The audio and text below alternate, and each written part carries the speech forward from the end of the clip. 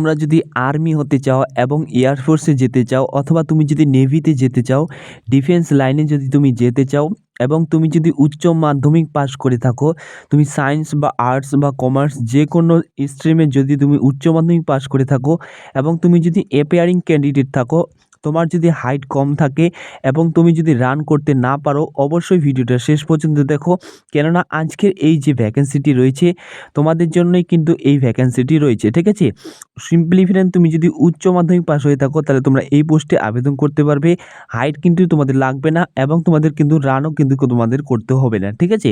শুধুমাত্র তোমাদের এক্সাম হবে, তারপর তোমাদের কিন্তু মেডিকেল সমস্ত সব কিছু আমি বলে দিচ্ছি, তাই ভিডিওটা স্কিপ না করে ফুল ভিডিও দেখো, তাহলে তোমরা ভালোভাবে বুঝতে পারবে। এছাড়া ফ্রেন্ড, তোমাদের যে এই পোস্টে নিয়োগ করা হবে সব কিছু আমি তথ্য তোমাদেরকে শেয়ার করে দিচ্ছি। তার আগে ফ্রেন্ড, তোমরা যদি আমাদের চ্যানেল প্রথম হয়ে থাকো অবশ্যই চ্যানেলকে সাবস্ক্রাইব করে রাখো, এরকম ফোর্সের যদি তোমরা সঠিক আপডেট পেতে চাও। তো চলো আমি তোমাদেরকে এডুকেশন কোয়ালিফিকেশন আর কি চাওয়া হচ্ছে সম্পূর্ণ তথ্য শেয়ার করে দিই। অন স্ক্রিন ফ্রেন্ড দেখতে পাচ্ছ, এটি হচ্ছে তোমাদের কিন্তু ফুল নোটিফিকেশন, A to Z তথ্য আমি তোমাদেরকে জানিয়ে দিচ্ছি এই নোটিফিকেশন থেকে। এবং তোমরা যদি অবশ্যই আমাদের চ্যানেল প্রথম হয়ে থাকো এবং টেলিগ্রাম চ্যানেলে যদি তোমরা এখনও পর্যন্ত জয়েন হওনি, অবশ্যই কিন্তু টেলিগ্রাম চ্যানেলে জয়েন হয়ে যাও। সেখান থেকে তোমরা কিন্তু আরও কিছু তথ্য পেয়ে যাবে, ঠিক আছে। এক নজরে আমি তোমাদেরকে এখান থেকে সব কিছু তথ্য বলে দিচ্ছি। আবেদনের লাস্ট ডেট যে রয়েছে, আবেদনের কিন্তু লাস্ট ডেট তোমাদের কিন্তু 30শে ডিসেম্বর পর্যন্ত লাস্ট ডেট রয়েছে, ঠিক আছে। 10ই ডিসেম্বর তোমাদের কিন্তু আবেদন প্রক্রিয়া অলরেডি শুরু হয়ে গেছে। লাস্ট তোমরা কিন্তু 30শে ডিসেম্বর পর্যন্ত আবেদন করতে পারবে, ঠিক আছে। তো A to Z তো তোমাদেরকে বলে দিচ্ছি। এবার এই পোস্টে তোমাদের আর্মির জন্য টোটাল ভ্যাকেন্সি কিন্তু 198টি মেলদের ক্ষেত্রে রয়েছে এবং ফিমেলদের ক্ষেত্রে তোমাদের কিন্তু 10টি ভ্যাকেন্সি রয়েছে। টোটাল কিন্তু আর্মির ক্ষেত্রে তোমাদের 208টি ভ্যাকেন্সি রয়েছে এবং নেভির ক্ষেত্রে তোমাদের 37টি ভ্যাকেন্সি রয়েছে, ফিমেলদের জন্য তোমাদের 5টি। এবং এয়ারফোর্সের জন্য ফ্লাইং ব্রাঞ্চের জন্য 90টি ভ্যাকেন্সি রয়েছে, ফিমেলদের জন্য 2টি। গ্রাউন্ড ডিউটির জন্য তোমাদের কিন্তু 16টি ভ্যাকেন্সি রয়েছে, ফিমেলদের জন্য 2টি। এবং তোমাদের টোটাল কিন্তু 18টি ভ্যাকেন্সি রয়েছে। এবং গ্রাউন্ড ডিউটিস নন টেকনিক্যালের জন্য তোমাদের কিন্তু টোটাল ছেলেদের ক্ষেত্রে তোমাদের 8টি, ফিমেলদের ক্ষেত্রে তোমাদের কিন্তু 2টি ভ্যাকেন্সি রয়েছে, ঠিক আছে। এবং 10+2 তোমাদের যে ভ্যাকেন্সি রয়েছে, ক্যাডেট এন্ট্রি যে রয়েছে 10+2, সেখানে তোমাদের কিন্তু 21টি ভ্যাকেন্সি রয়েছে এবং ফিমেলদের ক্ষেত্রে 3টি ভ্যাকেন্সি, টোটাল কিন্তু 24টি ভ্যাকেন্সি রয়েছে। সব মিলিয়ে মেলদের ক্ষেত্রে তোমাদের কিন্তু 370টি এবং ফিমেলদের টোটাল 24টি ভ্যাকেন্সি রয়েছে।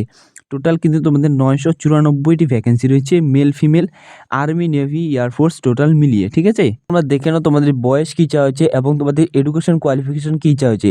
দেখো, এই পোস্টে আবেদন করার জন্য তোমাদের কিন্তু অবশ্যই ইন্ডিয়ান সিটিজেন হতে হবে, তাহলে তোমরা কিন্তু আবেদন করতে পারবে। এছাড়া তুমি যদি নেপাল থেকে হয়ে থাকো, তুমি যদি গোর্খা হয়ে থাকো, তাও তোমরা কিন্তু এই পোস্টে আবেদন করতে পারবে। কিন্তু তোমাদের কিন্তু গোর্খা যে সার্টিফিকেট রয়েছে সেটা কিন্তু অবশ্যই তোমাদের কিন্তু লাগবে। এবং বয়স যে তোমাদের চাওয়া হয়েছে অন স্ক্রিন তোমরা দেখতে পাচ্ছ, বয়স তোমাদের কিন্তু 1 জুলাই 2007 থেকে 1 জুলাই 2010 এর মধ্যে যদি তোমার জন্মতিথি হয়ে থাকে, তাহলে তোমরা কিন্তু এই পোস্টে আবেদন করতে পারবে। আপনারা তোমাদের এডুকেশন কোয়ালিফিকেশন কী চাওয়া হয়েছে। দেখো, আর্মি পোস্টের জন্য যদি তুমি আবেদন করতে চাও এই পোস্টে, শুধুমাত্র তুমি যদি উচ্চ মাধ্যমিক পাস হয়ে থাকো তাহলে তোমরা কিন্তু এই পোস্টে আবেদন করতে পারবে। এছাড়া ফ্রেন্ড, তুমি যদি আর্মিতে আবেদন করতে চাও, তুমি যদি এখনও পর্যন্ত উচ্চ মাধ্যমিক পাস করোনি, অ্যাপিয়ারিং ক্যান্ডিডেট রয়েছেও, তাও তোমরা কিন্তু এখানে আবেদন করতে পারবে। কিন্তু ফাইনাল সিলেকশন পর্যন্ত তোমাদের কিন্তু যে উচ্চ মাধ্যমিকের সার্টিফিকেট তোমাদের কিন্তু সেখানে সাবমিট করতে হবে, ঠিক আছে, তোমার যদি ফাইনাল সিলেকশন হয়ে যায়। এবং তুমি যদি নেভি এবং এয়ারফোর্সে আবেদন করতে চাও, অবশ্যই তোমাদের কিন্তু এখানে তোমাদের বলে দেওয়া হয়েছে 10+2 ক্যাডেট এন্ট্রির জন্য তোমাদের কিন্তু যে রয়েছে এয়ারফোর্স এবং নেভির জন্য অবশ্যই উচ্চ মাধ্যমিক পাস করতে হবে। তার মধ্যে তোমাদের কিন্তু ফিজিক্স, কেমিস্ট্রি এবং ম্যাথামেটিক্স তোমাদের কিন্তু অবশ্যই থাকতে হবে স্কুল বোর্ডে, নইলে কিন্তু তুমি এয়ারফোর্স অথবা নেভির জন্য আবেদন করতে পারবে না। এবং তুমি যদি আর্মির জন্য আবেদন করতে চাও, সিম্পলি ফ্রেন্ড, তুমি যদি উচ্চ মাধ্যমিক পাস করে থাকো, আর্টস বা সায়েন্স বা কমার্স যে কোনো স্ট্রিমে যদি তুমি পাস করে থাকো উচ্চ মাধ্যমিক, তাও তোমরা কিন্তু এই পোস্টে আবেদন করতে পারবে। এই পোস্টে ফ্রেন্ড আবেদন করার জন্য তোমাদের কিন্তু ইউপিএসসি অনলাইন nic.in এই ওয়েবসাইটে গিয়ে তোমাদের কিন্তু আবেদন করতে হবে, ঠিক আছে। আমি তোমাদেরকে এবার এক নজরে বলে দিচ্ছি এই পোস্টে তোমাদের সিলেকশন প্রসেস কী রয়েছে। এক নজরে আমি তোমাদের কিন্তু সব কিছু বলে দিচ্ছি, অবশ্যই ভিডিওটা শেষ পর্যন্ত দেখো এবং এই নোটিফিকেশনটা কিন্তু তোমরা কিন্তু আমাদের টেলিগ্রাম চ্যানেল কিন্তু পেয়ে যাবে। দেখো ফ্রেন্ড, এই পোস্টে যে তোমাদের সিলেকশন প্রসেস রয়েছে, সিলেকশন প্রসেস তোমাদের কিন্তু প্রথমে তোমাদের কিন্তু অনলাইনে আবেদন করতে হবে। আবেদন করার পর তোমাদের কিন্তু অ্যাডমিট কার্ড চলে আসবে। অ্যাডমিট কার্ড চলে আসার পর তোমাদের কিন্তু এক্সাম দিতে হবে এবং এক্সামটি তোমাদের কিন্তু অবশ্যই অফলাইনে এক্সাম হবে এবং তোমাদের কিন্তু ওএমআর সিটে তোমাদের কিন্তু এক্সাম দিতে হবে। ঠিক আছে, তুমি যদি এক্সামে কোয়ালিফাই করতে পারো তারপর তোমাদের কিন্তু তোমাদের এসএসবি ইন্টারভিউ হবে। এসএসবি ইন্টারভিউ যদি তুমি কোয়ালিফাই করতে পারো তারপর তোমাদের কিন্তু মেডিকেল হবে। মেডিকেলের পর তোমাদের কিন্তু ফাইনাল সিলেকশন হবে। ঠিক আছে, তো এক নজরে তোমাদেরকে আমি বলে দিচ্ছি তোমাদের এক্সাম কবে সেটাও আমি তোমাদের কিন্তু বলে দেবো। প্রথমে আমি তোমাদেরকে বলে দিচ্ছি তোমাদের কী কী তোমাদের সাবজেক্ট থাকবে এবং কত নম্বরে থাকবে। অন স্ক্রিন তোমরা দেখতে পাচ্ছ তোমাদের যে পেপার 1 যে থাকবে, পেপার 1-এ তোমাদের যে সিলেবাস রয়েছে ম্যাথামেটিক্স এবং তোমাদের জেনারেল এবিলিটি টেস্ট। ম্যাথামেটিক্স তোমাদের কিন্তু 2.5 ঘন্টা তোমাদের কিন্তু সময় দেওয়া হবে। 300 নম্বরে তোমাদের কিন্তু অবজেক্টিভ টাইপ তোমাদের কিন্তু কোশ্চেন থাকবে এবং জেনারেল এবিলিটি টেস্ট তোমাদের কিন্তু 2.5 ঘন্টার তোমাদের সময় দেওয়া হবে।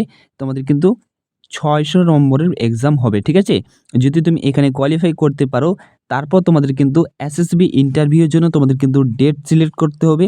সেই এসএসবি ইন্টারভিউ ডেট সিলেক্ট করার পর তোমাদের কিন্তু তোমাদের লোকেশন অনুযায়ী তোমাদের কিন্তু এসএসবি ইন্টারভিউ দিতে যেতে হবে। ঠিক আছে, এসএসবি ইন্টারভিউ তোমাদের কিন্তু 900 টোটাল তোমাদের কিন্তু 900 নম্বরের মধ্যে থাকবে। ঠিক আছে, এবং পেপার তোমাদের প্রথম যে পেপার সেটা কিন্তু 900 নম্বরে থাকবে। টোটাল তোমাদের কিন্তু 1800 মধ্যে তোমাদের কিন্তু এক্সাম হবে। তুমি যদি এক্সাম এবং এসএসবি ইন্টারভিউ কোয়ালিফাই করতে পারো তারপর তোমাদের কিন্তু মেডিকেল হবে। মেডিকেলের পর তোমাদের কিন্তু ফাইনাল সিলেকশন হবে। ঠিক আছে, আই হোপ আমি তোমাদেরকে বোঝাতে পেরেছি এবং তোমাদেরকে আমি বলে দিচ্ছি তোমাদের যে এনডিএ যে এক্সাম রয়েছে, দেখো ভাই এই যে পোস্টটি রয়েছে এই পোস্টটি তোমাদের কিন্তু এনডিএ পোস্ট। ঠিক আছে, national defence academy NDA post তোমাদের কিন্তু এই পোস্টটির মাধ্যমে কিন্তু নিয়োগ করা হবে 1/2026 অনুযায়ী তোমাদের কিন্তু এই পোস্টটি নিয়োগ করা হবে। দেখো এক নজরে আমি তোমাদেরকে বলে দিচ্ছি এবার তোমাদের যে এক্সাম ডেট রয়েছে, এক্সাম ডেট তোমাদের কিন্তু কবে রয়েছে এক নজরে আমি তোমাদেরকে বলে দিচ্ছি। এক্সাম ডেট তোমাদের কিন্তু এখানে তোমাদের কিন্তু বলে দেওয়া হয়েছে। অন স্ক্রিন ফ্রেন্ড দেখতে পাচ্ছ তোমাদের যে এক্সাম ডেট রয়েছে, তোমাদের কিন্তু এই যে এক্সাম এটা তোমাদের কিন্তু ইউপিএসসি তোমাদের কিন্তু কন্ডাক্ট করবে। ঠিক আছে, তোমাদের এক্সাম ডেট তোমাদের কিন্তু অন স্ক্রিন তোমরা দেখতে পাচ্ছ। তোমাদের এক্সাম ডেট তোমাদের কিন্তু এখানে বলা হয়েছে 12 এপ্রিল 2026 তোমাদের কিন্তু এইটি তোমাদের এক্সাম হবে। আই হোপ ফ্রেন্ড আমি তোমাদেরকে বোঝাতে পেরেছি এডুকেশন কোয়ালিফিকেশন কী চাওয়া হয়েছে এবং কবে থেকে তোমরা আবেদন করতে পারবে, বয়স কী চাওয়া হয়েছে, সিলেবাস কী রয়েছে, সিলেকশন প্রসেস কী রয়েছে। আই হোপ আমি তোমাদেরকে বোঝাতে পেরেছি। এটি ছিল আপডেট। ধন্যবাদ।